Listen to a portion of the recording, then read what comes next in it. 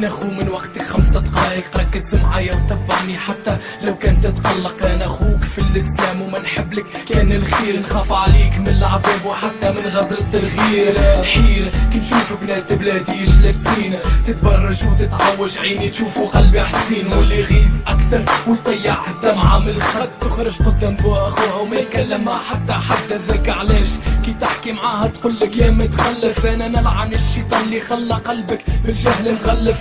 الام تقول بنتي صغيرة نحبها تعيش شبابها، ما عادش الام اللي تنصح بنتها باش تستر روحها. اخر زمان كل اليوم وين ماشيين، قول لي لليوم فاش تستنى، قول لي علاش ربي ناسين، علاش الوقت تبدل وينهم وصايا ابن هاشم. تشدني الخصة كيف الطفلة اليوم بدينها تحشم. يا اختنا بالله لا يغويك ذا الشيطان، إن الحجاب فريضة من ربنا المنان.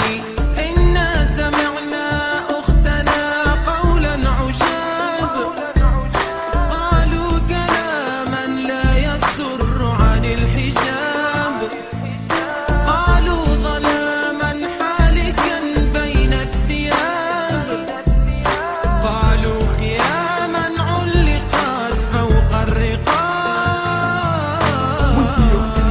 نوصيك وصية راجل ابقى على دينك ثابت، ربي قادر على الجهل. قداش من مرة ريت على الحجاب بنات تتهان، زعما اللي قاعد يعمل هكا في الليل يرقد متمان.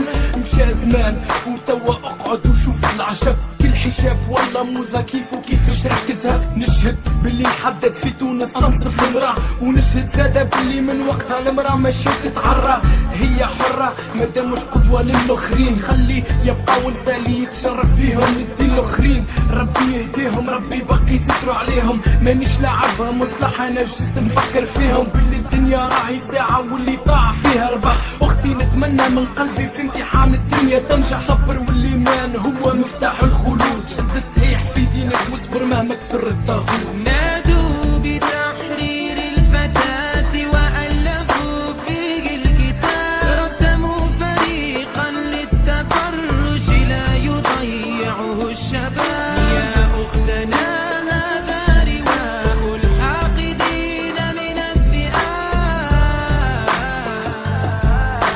النار مثوى الظالمين لهم عقاب، والله يكشف ظلمهم يوم الحساب، والجنة